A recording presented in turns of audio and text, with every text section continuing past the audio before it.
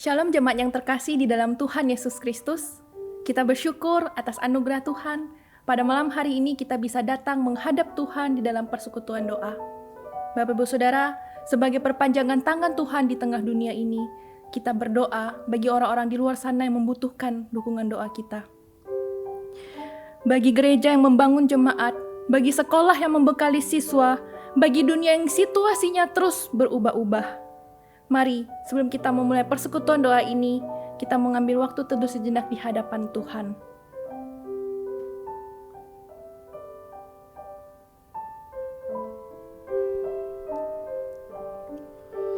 Tuhan, aku perlu setiap waktu, suara apapun tak menghibur. Oh Tuhan, aku perlu selalu, ku mau datang padamu, oh Tuhanku.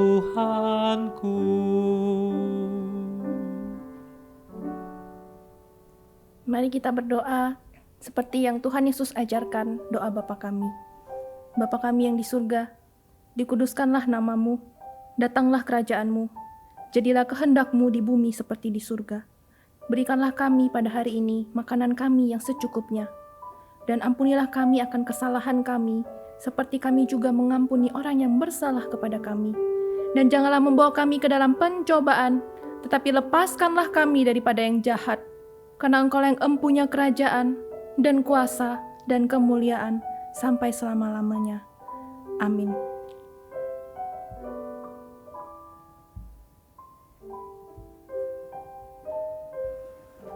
Ratapan 3 ayat 22-23 bertuliskan, tak berkesudahan kasih setia Tuhan, tak habis-habisnya rahmat-Nya. Selalu baru tiap pagi, besar kesetiaan-Mu. Bapak Ibu Saudara, Tuhan Yesus baik dari dulu, sekarang, dan selama-lamanya. Mari kita naikkan pujian, Tuhan Yesus baik.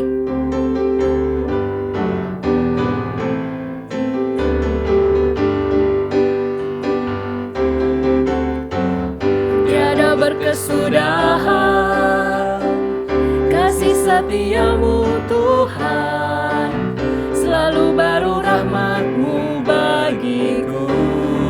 Hari berganti hari, hari berganti hari, tetap kulihat kasih-Mu, tak pernah berakhir di hidupku. Tuhan Yesus baik, Tuhan Yesus baik, sungguh amat baik, untuk selama-lamanya. Tuhan Yesus baik, Tuhan Yesus baik, Tuhan Yesus baik, sungguh amat baik, untuk selama-lamanya. Tuhan Yesus baik. Mari kita naikkan pujian ini dengan semangat. Tiada berkesudahan, tiada berkesudahan kasih setia-Mu Tuhan, selalu baru rahmat-Mu bagiku. Hari berganti hari, tetap kulihat kasih-Mu, tak pernah berakhir di hidupku. Tuhan Yesus baik, sungguh amat baik, untuk selama-lamanya. Tuhan Yesus baik, Tuhan Yesus baik, Tuhan Yesus baik, sungguh amat baik, untuk selama-lamanya. Tuhan Yesus baik, dari selama-lamanya, dari selama-lamanya, sampai selama-lamanya, untuk selama-lamanya. Tuhan Yesus baik. Bapak Ibu Saudara, mari kita mengungkapkan rasa syukur kita atas kebaikan Tuhan dan pertolongannya yang selalu tepat bagi kita. Mari kita mengungkapkan kebaikan Tuhan dalam hidup kita dan kita bersyukur. Ungkapkan isi hatimu saat ini. Tuhan memberikan kesehatan, Tuhan menyertai keluarga, Tuhan memberkati pekerjaan, Tuhan menuntun studi, ataupun Tuhan yang menolong di dalam pelayanan. Mari kita mengucap syukur atas kebaikan Tuhan. Bapa di surga, kami bersyukur memiliki Allah yang seperti Engkau. Tuhan yang menciptakan kami menurut gambar dan rupa-Mu. Tuhan yang telah menebus kami dari dosa dan menyelamatkan kami. Tuhan yang telah memelihara kami melebihi burung-burung di udara dan bunga-bunga yang ada di padang. Tuhan, kami bersyukur mempunyai Tuhan Yesus yang selalu baik dari dulu, sekarang, dan selamanya. Terima kasih Tuhan, Engkau memberikan kesehatan kepada kami sampai hari ini dan kekuatan di tengah kelemahan kami. Kami juga bersyukur Engkau terus menyertai keluarga kami, memberkati pekerjaan kami, menuntun studi kami, dan juga menolong kami di dalam pelayanan. Terima kasih ya Tuhan, sekali lagi kami bersyukur atas kebaikan Tuhan. Dalam nama Tuhan Yesus kami berdoa. Amin. Bapak Saudara, setiap hari kita perlu Tuhan. Bahkan setiap detik kita perlu Tuhan yang menolong kita. Tuhan, aku perlu setiap waktu. Mari di dalam persekutuan doa ini kita katakan, Tuhan, aku perlu setiap waktu. Aku membutuhkan pertolongan-Mu dan dengarlah seruan doaku. Tuhan, aku perlu.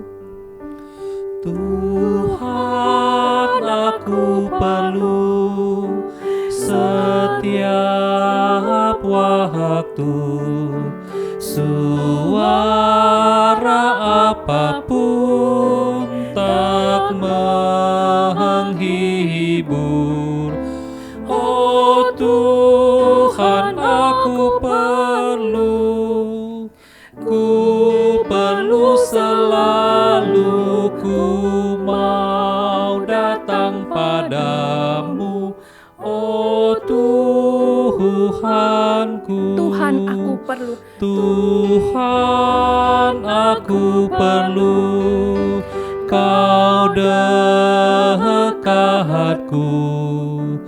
Bila iblis datang, ku tetap menang. Oh Tuhan, aku perlu selalu, ku mau datang padamu. Oh Tuhanku.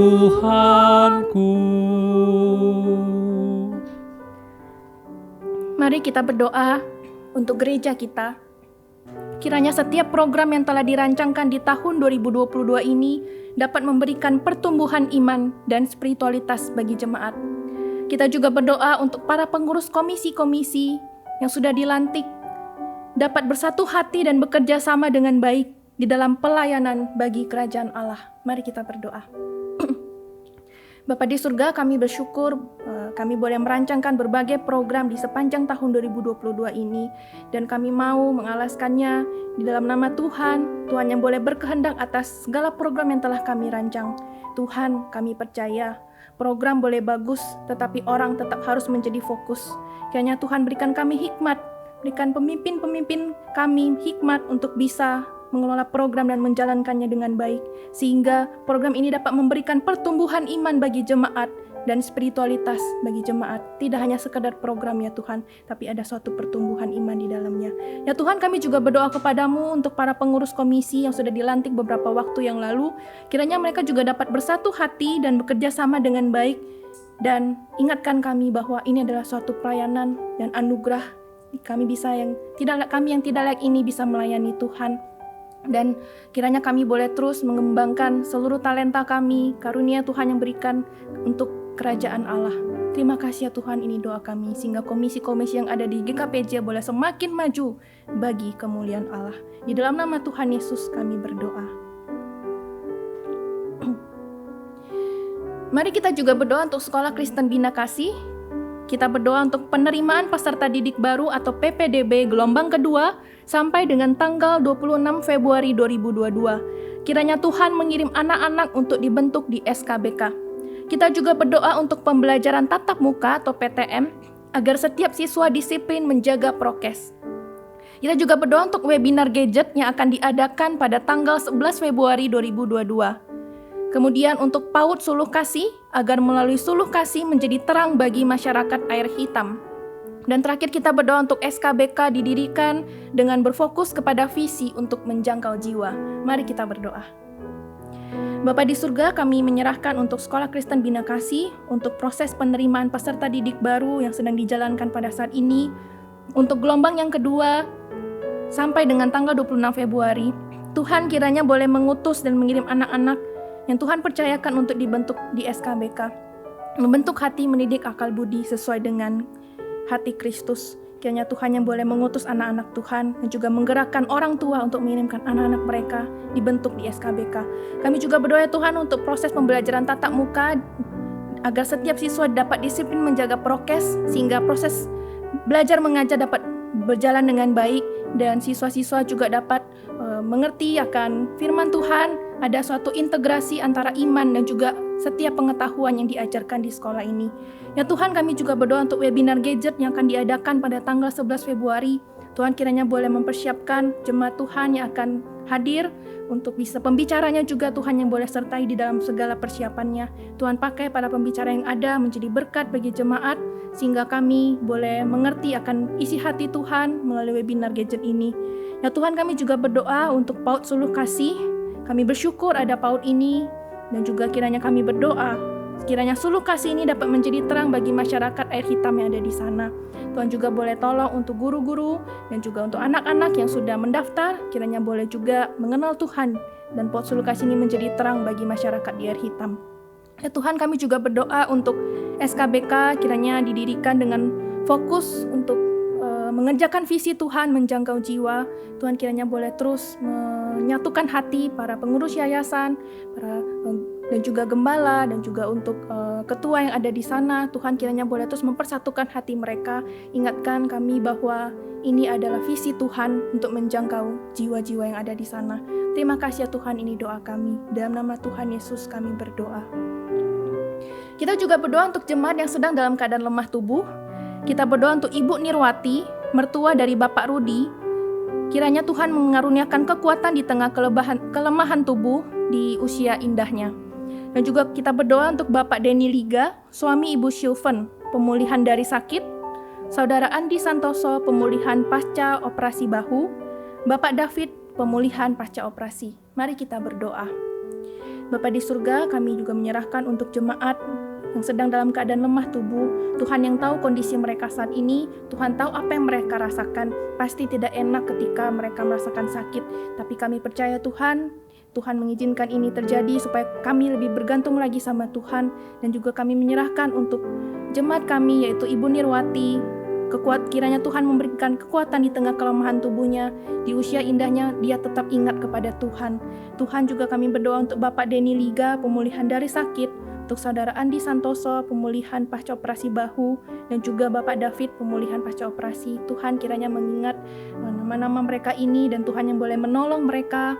Dan kami percaya Tuhan, jika kami lemah maka Engkau kuat. Cukuplah kasih karunia-Mu bagi kami dalam kelemahan kami. Kuasa Tuhan sempurna. Terima kasih ya Tuhan. Kami juga berdoa untuk jemaat yang lainnya. Tuhan kiranya boleh terus memberikan pertolongan. Dan kami percaya pertolongan Tuhan tepat pada waktunya. Di dalam nama Tuhan Yesus kami berdoa. Amin. Tuhan, aku perlu setiap waktu. Mari kita naikkan pujian ini sekali lagi.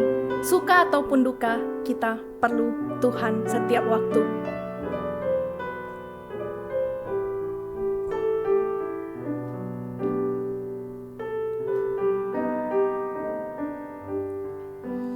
Tuhan, aku perlu suka atau duka, tinggallah sertaku, ku senanglah.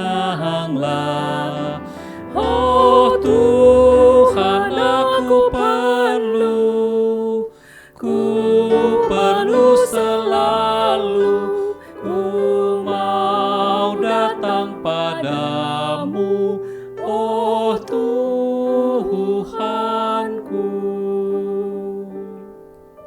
Mari kita berdoa untuk bangsa Indonesia. Berdoa untuk program vaksinasi COVID-19 dosis ketiga atau booster yang dimulai bulan Januari ini. Berdoa kiranya vaksin ini yang diterima masyarakat Indonesia yang telah divaksin kedua, dan kita berdoa juga adanya kebutuhan vaksin bagi masyarakat secara merata di seluruh Indonesia. Mari kita berdoa. Bapa di surga, kami bersyukur vaksin ketiga sudah boleh masuk di negara kami. Kami menyerahkan untuk proses vaksinasi COVID-19 dosis ketiga ini atau booster ini yang dimulai pada awal tahun ini. Ya Tuhan, kiranya masyarakat termasuk kami yang telah menerima vaksin dosis kedua, kami boleh menerima, mempersiapkan hati kami untuk bisa menerima vaksin ketiga ini. Dan juga kami berdoa untuk kebutuhan vaksin bagi masyarakat di Indonesia kiranya boleh diadakan secara merata sehingga kami boleh memiliki kekebalan tubuh yang baik di tengah masa pandemi ini. Tuhan kiranya boleh memberikan hikmat kepada pemerintah, menangani dengan baik, dan juga kami boleh mentaati setiap peraturan-peraturan dan juga langkah-langkah yang harus kami ikuti. Terima kasih ya Tuhan, ini doa kami, di dalam nama Tuhan Yesus kami berdoa. Kita juga berdoa untuk suku-suku terabaikan di Indonesia. Berdoa agar Tuhan membangkitkan gerejanya dalam menjangkau suku-suku terabaikan, dalam doa, dalam daya, dana, dan data. Kiranya Tuhan mengutus para pelayan lapangan dan memberkati proses penterjemahan Alkitab ke dalam berbagai bahasa suku, sehingga semakin banyak jiwa yang datang dan dimenangkan bagi Tuhan. Mari kita berdoa. Bapa di surga, kami menyadari suku-suku di Indonesia ini sangat beragam dan masih banyak suku-suku di luar sana yang belum terjangkau, masih banyak suku-suku yang terabaikan. Tuhan, berbelas kasihlah kepada suku-suku ini. Kami berdoa kiranya Tuhan membangkitkan gerejanya, gereja Engkau dalam menjangkau suku-suku terabaikan ini, di dalam doa, baik di dalam daya, dana maupun data. Kiranya Tuhan mengutus juga menggerakkan hati para pelayan Tuhan yang mau terlibat dan memberkati proses penterjemahan Alkitab ke dalam berbagai bahasa suku, sehingga kami rindu ya Tuhan semakin banyak jiwa datang dan dimenangkan bagi Tuhan. Inilah doa dan kerinduan kami ya Tuhan. Di dalam nama Tuhan Yesus kami berdoa. Yang terakhir, kita berdoa untuk pergumulan pribadi kita. Apapun keadaan kita saat ini, Tuhan tahu karena Ia adalah Allah yang Maha Tahu. Mari kita menenangkan hati kita menyerahkan pergumulan hidup kita dan mohon Tuhan yang buka jalan. Mari kita berdoa.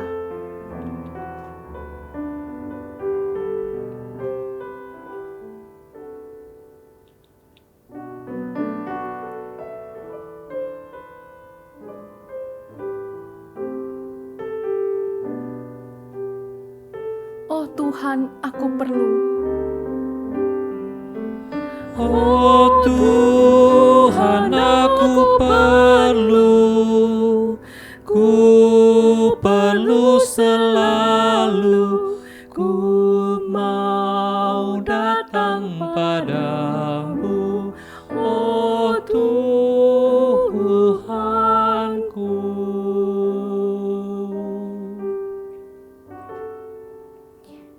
Amin. Bapak Saudara, berdoa dan bekerja. Ketika kita bekerja, kita harus juga berdoa kepada Tuhan. Kita memohon pertolongan Tuhan supaya kita tetap tidak lelah dan jangan lelah bekerja di ladangnya Tuhan, karena ada Roh Kudus yang menyertai dan memberikan kita kekuatan. Jangan lelah, mari kita naikkan pujian ini. Jangan lelah bekerja di ladangnya Tuhan.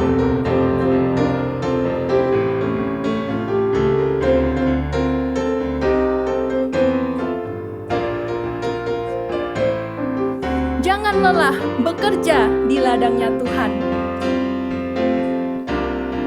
Jangan lelah bekerja di ladangnya Tuhan.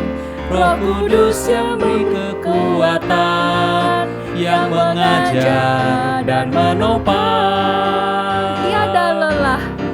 Tiada lelah bekerja bersamamu Tuhan, yang selalu mencukupkan akan segalanya. Ratakan tanah bergelombang, timbunlah tanah yang berlubang, menjadi siap dibangun di atas dasar iman. Ratakan tanah bergelombang, timbunlah tanah yang berlubang.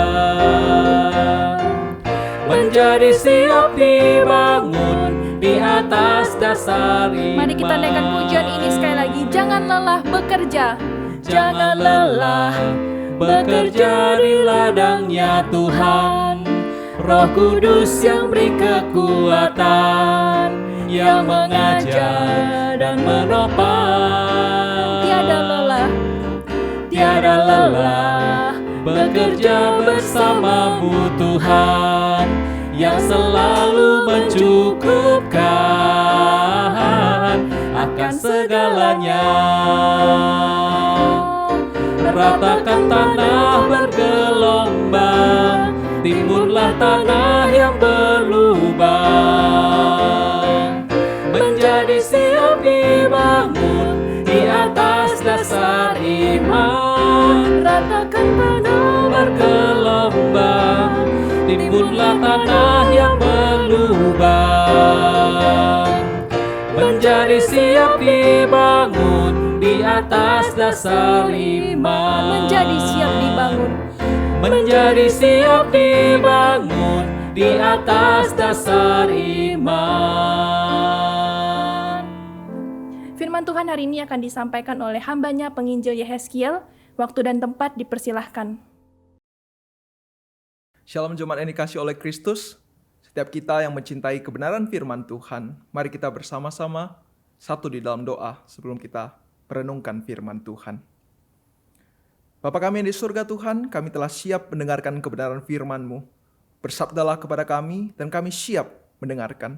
Dan pakailah hamba-Mu ini agar setia menyatakan Injil kebenaran yang sejati.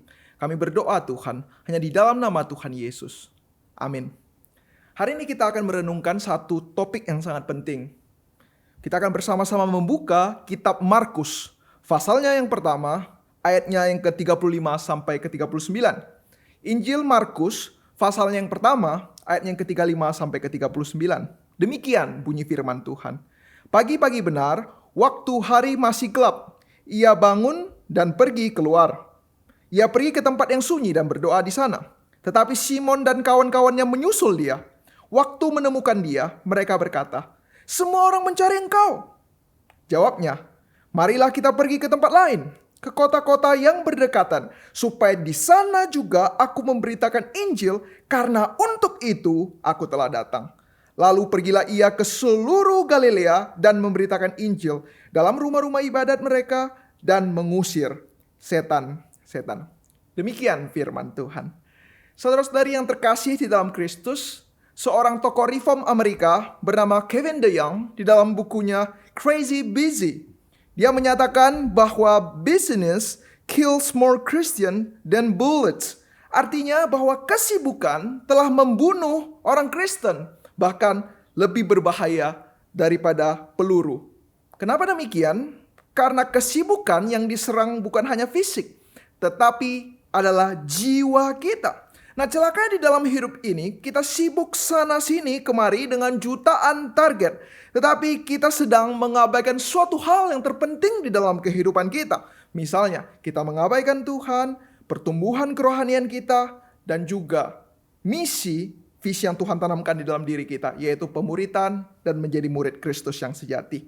Sehingga tantangan terbesar kita sebagai orang Kristen saat ini bukanlah mengubah kebiasaan buruk atau menghentikan aktivitas-aktivitas kita. Tetapi bagaimana di tengah tantangan dunia yang tidak bisa kita hindari, kita tetap memaintain, menjaga spiritualitas kita tidak tergerus oleh kesibukan yang sia-sia.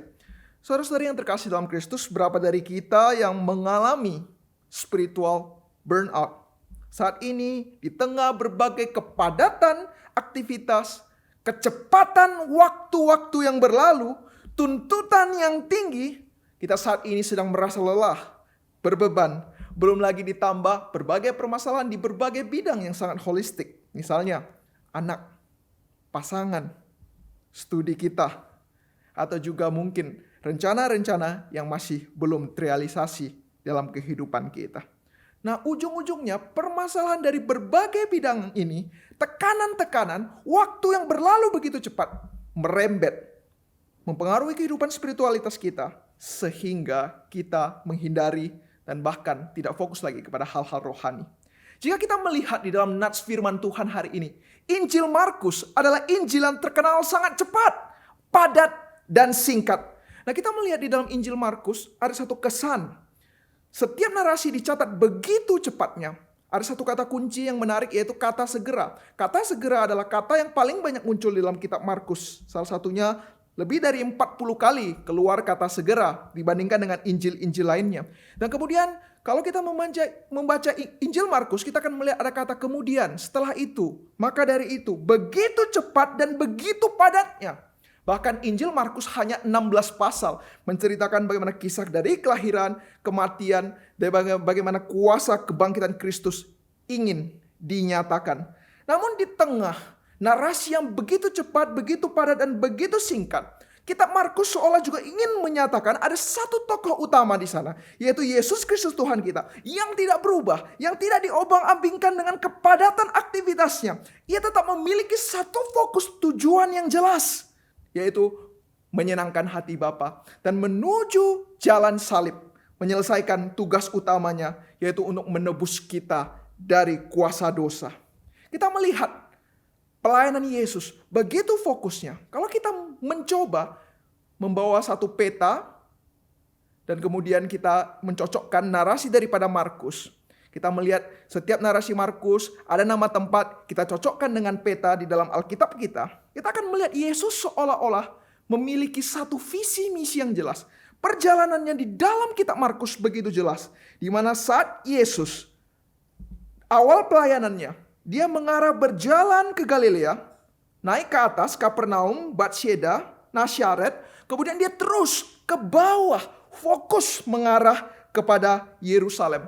Seolah-olah narasi ini menyatakan dari geografis yang Yesus kerjakan, Yesus tahu benar. Dia tidak ingin mengulur-ngulur waktu. Dia fokus kepada apa yang Tuhan telah nyatakan, khususnya misi daripada Bapa, agar dia menjalankan misi mati di kayu salib, menebus setiap kita. Bergerak hingga ke Yerusalem. Saudara-saudara, dari sini kita belajar, saudara. Yesus di tengah kepadatan aktivitasnya, waktu yang berlalu begitu cepat, kesibukan, Yesus tidak pernah sekalipun terpengaruh akan hal itu. Dan sebagai murid Kristus yang belajar serupa dengan Tuhan kita, yang ingin memiliki kerinduan seperti Kristus, hari ini kita juga akan belajar satu hal penting. Bagaimana di dalam waktu yang singkat, kita benar bisa menghidupi hidup sebagaimana Yesus hidupi. Dan bagaimana di tengah kepadatan kesibukan hidup kita, kita bisa tetap fokus dan terus berjalan di dalam misi Tuhan. Yang pertama kita belajar, Yesus berdoa. Secara garis besar nas Alkitab yang kita baca menceritakan bagaimana Yesus sedang berdoa. Mengapa berdoa? Ini ada satu pertanyaan teologis yang penting. Bukankah Yesus Tuhan? Untuk apa Tuhan berdoa? Nah, kitab Markus sebenarnya ingin ada satu tema yang penting, yaitu Yesus adalah Tuhan, Anak Allah yang hidup. Tetapi Markus ingin menyatakan Yesus di saat bersamaan adalah Tuhan dan juga hamba yang rendah hati. Dan sebagaimana Allah telah menjadi manusia, Yesus juga ingin memberikan teladan bagi kita setiap manusia yang kerap kali lupa akan Tuhan di tengah kesibukan kita. Agar kita perlu tekun untuk berdoa di saat situasi apapun. Baik senang maupun susah, kita dapat tetap tekun berdoa. Dan kemudian Yesus berdoa menunjukkan bahwa ia sungguh-sungguh manusia. Bukan pura-pura menjadi manusia atau setengah manusia. Sebagaimana kita ketahui bahwa Allah adalah sepenuhnya manusia dan sepenuhnya Tuhan. Dan Allah sebagai manusia sesungguhnya yang berdoa juga menunjukkan perbedaan pribadi di dalam kesatuan Allah Trinitas. Saudara, bagaimana dengan kehidupan doa kita saat ini? Yesus saja berdoa. Ia telah menunjukkan teladan. Bagaimana dengan kita? Sebagai murid yang belajar serupa seperti Kristus. Bagaimana kehidupan doa kita? Bagaimana kita melihat doa? Bagaimana selama ini kita melihat pentingnya doa di dalam kehidupan kita? Nah, kita melihat di dalam ayatnya yang kelima, sangat jelas Markus menceritakan bagaimana di tengah kesibukan dan kepadatan hidup Kristus, Yesus pagi-pagi benar, waktu masih gelap, dikatakan ia bangun dan pergi keluar untuk berdoa. Nah, saat membaca bagian ayat 35, banyak sekali sarjana Alkitab fokus dengan dua kata, yaitu waktu masih gelap dan Yesus keluar. Mereka mencoba mencari tahu waktu masih gelap itu jam berapa ya. Jam 1, jam 2, jam 3. Dan kemudian mereka berpikir, apa itu keluar? Keluar kemana? Ke gurun pasir? Atau ke satu tempat tertentu begitu ya. Nah, sering sekali kita dalam meneliti Alkitab begitu ya. Yang tidak penting kita cari secara detail, tetapi esensinya kita tidak dapati. Demikian di dalam kehidupan agamawi kita, kehidupan iman Kristen. Banyak hal yang bukan merupakan fokus, tetapi kita fokuskan, kita habiskan waktu di sana. Tapi hal esensi kita tidak perhatikan.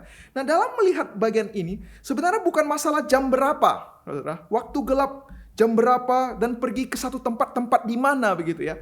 Kalau kita fokusnya ke situ, nanti aplikasinya adalah, oh berarti kita harus bangun jam-jam tertentu, dan kemudian ke tempat-tempat tertentu baru bisa berdoa. Ke tempat suci baru bisa berdoa, ke gereja baru bisa berdoa. Bukan demikian. Ayat ini sangat jelas ingin menceritakan kita tentang suatu kualitas dan suatu sikap. Bagaimana Yesus benar-benar meluangkan waktu yang khusus dengan suatu kualitas membangun suatu relasi di dalam doa. Dalam konteks sebelumnya, kalau kita melihat bahwa Yesus sebenarnya sudah melayani sangat padat. Ia pergi ke rumah ibadah untuk mengajar, kemudian mengusir setan, dan juga menyembuhkan ibu mertua Simon yang sedang sakit. Pelayanan Yesus seolah tidak berhenti. Dari mana kekuatannya? Kita melihat bahwa pagi-pagi benar, Yesus memprioritaskan doa sebagai hal yang terutama, sebagai fondasi awal di dalam harinya. Bahkan jika kita teliti dalam kitab Markus, dicatat 3 kali Yesus berdoa, saudara. Misalnya di dalam ayat kita pasal 35, kemudian di tengah pasal 6 ayatnya 46, kemudian di narasi-narasi akhir pasal 14 ayat 32 sampai 43. Ada 3 kali Yesus berdoa dicatat di dalam Markus, menunjukkan ini adalah suatu kebiasaan Yesus Kristus. Dan kemudian dalam setiap situasi Yesus berdoa, bukannya di dalam situasi yang menyenangkan. Justru setiap kali Yesus berdoa ada satu hal krusial yang penting. Salah satunya kita pasti mengingat tentang doa Yesus di Taman Getsemani. Setiap konteks Yesus berdoa, ia mengalami hal yang tidak mudah. Ada pergumulan, ada kesibukan, tetapi tetap sama. Yesus, responnya adalah ia tetap berdoa. Saudara, kita diajarkan di sini, doa itu adalah prioritas, bukan rutinitas. Doa bukan mengucapkan informasi, tetapi justru suatu relasi. Karena melalui doa, kita melihat bahwa ada suatu hal yang diberikan kepada kita. Ada suatu hal yang menjadi bahan bakar kita untuk dapat menghidupi hari yang padat, penuh tantangan. Kita harus sadar tanpa doa, hidup kita tidak ada kuasa. Saudara, apakah kita mau belajar seperti Yesus memulai segala sesuatu dengan doa, menjalani dengan doa dan mengakhiri di dalam doa. Nah, itulah yang ingin kitab Markus nyatakan. Di dalam awal narasi, di tengah narasi, dan di akhir narasi menuliskan bahwa Yesus berdoa. Saudara, jangan ambil keputusan kalau belum berdoa. Dan jangan lupa berdoa di dalam prosesmu saat engkau bekerja. Dan seringkali kita lupa, setelah engkau mengawalinya, engkau menjalaninya, diakhiri juga dengan doa. Nah, kerap kali 3 proses ini kita hilangkan salah satu, kita berdoa di awal tapi prosesnya kita lupa. Atau kita sudah menjalaninya, kemudian di akhir kita berdoa, tetapi di dalam mengambil keputusan itu, kita tidak benar-benar sungguh-sungguh menggumulinya di dalam doa. Nah, kita percaya jika kita memprioritaskan doa di dalam hidup ini, Tuhan mampu melakukan hal-hal di luar logika kita, melakukan hal-hal yang belum pernah kita pikirkan untuk menjawab doa kita. Itu Tuhan mampu karena Tuhan adalah Tuhan yang Maha Kuasa. Ataupun mungkin Tuhan tidak langsung menjawab doa kita, tapi Tuhan mampu melalui doa memberikan kekuatan, memberikan dorongan, memberikan keresahan hati, memberikan ketentraman, memberikan keyakinan, bahkan mengingatkan firman-firman Tuhan yang telah kita gumulkan sepanjang hari. Melalui doa, di situ pintu hikmat Tuhan dibukakan bagi setiap kita. Saudara, hikmat itu yang kita butuhkan di dalam dunia ini. Kita perlu mengakui saudara-saudari yang terkasih dalam Kristus, terkadang kita ini kurang berhikmat. Banyak sekali masalah muncul bukan karena kita kurang pintar, tetapi karena kita kurang berhikmat. Ada orang yang telah menerima berkat materi yang begitu besar, tetapi karena tidak punya hikmat untuk mengatur berkat tersebut, maka harta sebanyak apapun juga akan habis. Demikian seseorang saat Tuhan berikan talenta, berikan potensi pada dirinya begitu besar kapasitasnya, tetapi dia tidak punya hikmat mengatur waktu, tidak punya hikmat untuk mengasah diri, maka potensinya yang begitu besar juga tidak keluar. Saudara, kita perlu memiliki hikmat untuk mengatur segala sesuatu di dalam hidup kita. Baik waktu kita, jadwal kita, rencana kita, dan segala sesuatu. Dan itu dimulai dari doa. Nah, saya teringat, saya memiliki suatu pengalaman, kesempatan untuk pergi ke kampung halaman Wong Fei Hong. Ya. Jadi kami pergi ke sana untuk berkunjung bagaimana melihat tempat-tempat Wong Fei Hong lahir, bagaimana dia bertumbuh, dan sebagainya. Nah, bersama-sama teman saya kita pergi ke sana. Tapi menariknya, ada seorang teman saya, seorang wanita. Kita pergi ke sana berencana untuk pergi hanya 1 hari, pergi ke sana dan kemudian balik lagi ya.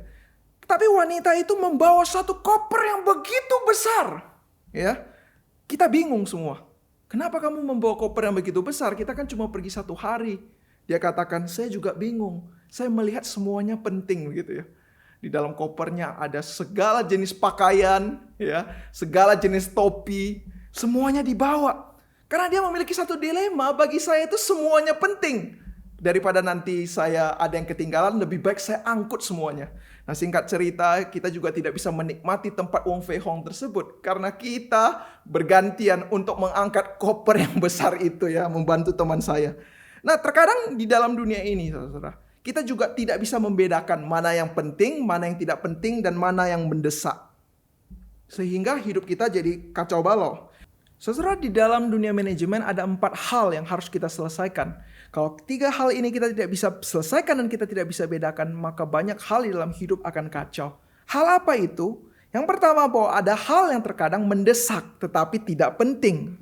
Tapi ada juga hal yang penting tetapi tidak mendesak. Dan kemudian juga ada hal yang tidak penting dan tidak mendesak. Dan yang terakhir adalah hal yang penting dan hal yang mendesak. Nah, kerap kali kita sulit sekali untuk membedakannya. Tetapi melalui doa, kita dibimbing untuk mengerti mana yang benar-benar penting dan benar-benar mendesak, saudara. Nah, kita bisa melihat bagaimana Yesus berdoa. Saat Yesus berdoa, dia mengambil suatu keputusan yang dia anggap paling penting dan paling mendesak. Di saat semua orang mencari Yesus, menginginkan bagaimana Yesus tinggal dan melakukan berbagai mukjizat untuk menyembuhkan mereka. Tetapi Yesus menolak untuk tinggal. Tetapi Yesus berkata, saya mau pergi. Mengapa demikian? Karena Yesus tahu, kalau Yesus tinggal dan menyembuhkan, saudara, kita tahu bahwa saat mukjizat nyata bagi orang yang sakit kemudian dipulihkan, dia juga bisa sakit lagi, saudara. Tetapi kalau Yesus mati di atas kayu salib menebus dosa kita, saudara, ada hidup kekal yang ditawarkan. Dan Yesus tahu benar bahwa tujuannya di dalam dunia bukan untuk menjadi raja, saudara.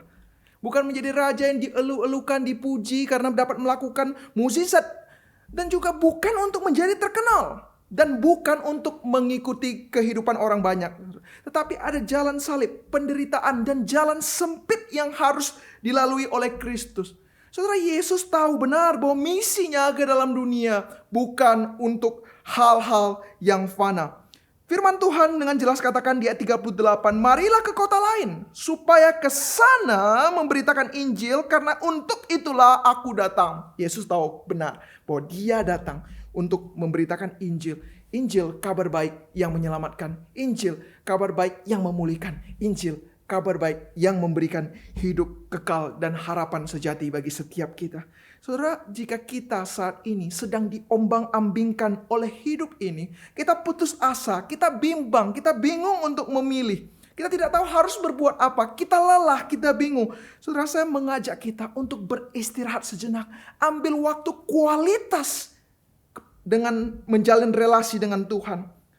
Saudara-saudara, sehingga kita diberikan hikmat, kita diresahkan, kita dikuatkan dan diarahkan untuk mengambil suatu keputusan dan tindakan yang mendesak dan paling penting. Dan tidak hanya, saudara-saudara, kita mau berdoa sebagaimana Yesus berdoa. Firman Tuhan juga menyatakan bahwa Yesus bekerja. Setelah Yesus berdoa, saudara, Yesus tidak berhenti bekerja. Justru ia semakin nyata, saudara, pelayanannya. Dikatakan bahwa ia segera pergi ke tempat lain dan melakukan pekerjaan yang lebih intens. Yesus di sana pergi ke rumah-rumah ibadat, menyatakan Injil dan mengusir setan-setan. Perhatikan di dalam ayatnya 39. Lalu pergilah ia ke seluruh Galilea. Saudara, Yesus tidak semakin kendor, saudara. Tetapi ia pergi ke seluruh Galilea. Dan dia memberitakan Injil dan juga mengusir setan. Saudara, di sini ada dua kata kerja yang penting. Memberitakan Injil dan mengusir setan-setan. Di sini adalah perpaduan yang sangat indah antara firman, esensi yang diwartakan, dan juga tindakan daripada firman, yaitu mengusir kuasa jahat. Nah, di dalam iman kita ada satu konsep yang penting. Tidak hanya tahu esensi firman, tetapi mengerjakan. Demikian dalam hal doa. Tidak hanya berdoa, tetapi kita mau bekerja. Nah, saat kita berdoa bukan berarti kita menghilangkan usaha. Saudara, inilah perpaduan yang harus dihidupi oleh iman Kristen. Yang dikenal dengan kita mau berdoa dan kita mau bekerja. Yaitu ora et labora. Yaitu berdoa dan bekerja. Saudara, berdoa dan bekerja, ora et labora, pertama kali dinyatakan oleh seorang bernama Saint Benedict. Ya, kita harus berdoa dan bekerja. Namun hari ini, di dalam konsep ora et labora, ada dua hal yang sering sekali menjadi kesalahpahaman. Dan hari ini saya akan benarkan kesalahpahaman ini. Ada dua kesalahpahaman saat kita berkata berdoa dan bekerja, ya, ora et labora. Kesalahpahaman yang pertama yaitu adalah pemahaman yang kurang lengkap. Dan yang kedua adalah definisi bekerja yang kurang tepat. Yang pertama, pemahaman yang kurang lengkap. Saat kita mengatakan ora et labora, berdoa dan bekerja, kurang lengkap, saudara. Kenapa? Karena definisi yang diberikan oleh Saint Benedict bukan hanya berhenti di ora et labora. Tetapi kalimat lengkapnya adalah ora et labora, Deus edes san has. Artinya adalah doa dan bekerja. Kita berdoa dan bekerja karena kita tahu bahwa Allah hadir. Nah, ini adalah suatu konsep penting, saudara. Karena kalau kita katakan doa dan bekerja tanpa ada konsep Allah hadir, orang dunia juga melakukannya. Orang di luar Kristus juga melakukannya. Yang penting berdoa, yang penting usaha, saudara. Tetapi ada Allah yang hadir. Mengapa kita berdoa? Karena kita yakin Allah hadir dan kita butuh Tuhan. Dan Allah hadir, Dia mendengar. Saudara, kalau Allah tidak mendengar, untuk apa kita berdoa? Tetapi kita yakin Dia mendengar, Dia tahu dan akan memberikan yang terbaik. Sehingga kita boleh tenang dan giat berdoa. Dan mengapa bekerja? Karena kita tahu Allah hadir di dalam pekerjaan kita. Dia bisa memberkati kita, Dia bisa mengarahkan kita kepada dalam rencananya. Saudara, ini adalah hal yang penting. Maka doa dan bekerja fokusnya bukan kepada aksi manusia yang berdoa dan manusia yang bekerja. Itu salah. Tapi fokusnya kepada Allah yang hadir di dalam doamu, yang akan menjawab doamu, dan Allah yang menyertai dalam setiap pekerjaanmu. Fokusnya adalah kepada Allah. Nah, kemudian ora et labora, berdoa dan bekerja, terkadang kata bekerja ada definisi yang kurang tepat. Mengenai doa, saya yakin setiap kita sudah paham. Tetapi mengenai konsep bekerja, nah kita harus hati-hati. Nah, kata bekerja yang dimaksud itu tidak boleh dikecilkan dengan pekerjaan yang hanya menghasilkan upah, saudara, digaji gitu ya, bekerja, bukan. Tetapi konsep yang ingin dinyatakan adalah bekerja dalam konteks melayani. Nah, segala aspek kehidupan kita adalah untuk pelayanan. Saudara, jika kita berdoa, kita memiliki relasi yang baik dengan Tuhan, selanjutnya kita dituntut untuk melayani Tuhan di dalam segala aspek kehidupan kita. Bekerja untuk memuliakan Tuhan dan kebaikan sesama. Nah, ini adalah konsep penting, ora et labora yang benar. Kenapa? Kalau kita katakan bekerja untuk memuliakan diri dan tidak menjadi berkat bagi orang lain, kamu mau berdoa seperti apapun, itu bukan bekerja yang tepat. Misalnya ada seseorang yang menjual narkoba, dia berdoa kepada Tuhan, semoga narkoba saya laku, saudara. Saudara, ini melanggar prinsip bekerja yang benar, melayani yang benar. Karena itu tidak memuliakan Tuhan dan merusak orang lain, saudara. Tetapi bekerja yang benar seharusnya itu memuliakan Tuhan dan memberkati sesama. Itu pelayanan. Nah, saat kaum Benedict mengungkapkan ora et labora, saudara, itu adalah konsep yang dimengerti sebagai tidak hanya mendalami firman Tuhan, tidak hanya berdoa merenungkan apa yang Tuhan ingin nyatakan, tetapi mereka bekerja di dalam segala aspek kehidupan mereka. Dan sejarah mencatat, karena konsep ora et labora ini, Kaum Benedik telah menyelamatkan kebudayaan Eropa. Karena saat itu kebudayaan Eropa itu diserang oleh bangsa barbar. Sehingga banyak buku-buku literatur bagus, saudara, bisa dihancurkan. Tetapi ada kaum Benedik yang mengerti bahwa mereka dipanggil di tengah-tengah dunia ini bukan hanya melayani di satu tempat, tetapi di seluruh aspek kehidupan. Sehingga saat itu ada 37.000 biara Saint Benedict yang berfokus kepada konsep ora et labora. Mereka melakukan banyak hal seperti melakukan membangun sistem irigasi, mereka berternak, mereka berkebun, dan kemudian ada yang mencatat buku-buku penting dan kemudian menyalin naskah-naskah kuno sehingga saudara-saudara kebudayaan barat tidak punah. Sehingga itu salah satu alasan mengapa Eropa saat itu diserang bangsa lain tidak hancur. Bandingkan dengan kebudayaan lain. Saat ada terjadi perang saudara-saudara, semua monumen-monumen dan naskah-naskah kuno yang penting itu hilang. Saudara, saat kita sungguh-sungguh berdoa dan bekerja, saudara, Tuhan bisa pakai untuk memberkati satu negara, untuk menjaga suatu kebudayaan, untuk melangsungkan kehidupan. Dan paling penting, saudara, Tuhan berkenan saat kita berdoa dan bekerja. Nah, orang reform tidak memisahkan antara doa itu hal rohani, bekerja hal sekuler. Tetapi baik doa dan bekerja harus diberikan, saudara, untuk fokus kemuliaan Tuhan dan melayani sesama. Saudara, sudah banyak orang yang punya anak di tengah pekerjaan yang sibuk, tekanan, mereka lupa lagi melayani. Tetapi kiranya kita tidak menjadi orang-orang Kristen yang seperti demikian. Kita mau kuat di dalam hal berdoa, relasi dengan Tuhan kita dekat, tetapi pada akhirnya hal itu mendorong kita untuk melayani. Mari berdoa kepada Tuhan dengan sungguh-sungguh agar Tuhan buka jalan, pimpin hidup kita.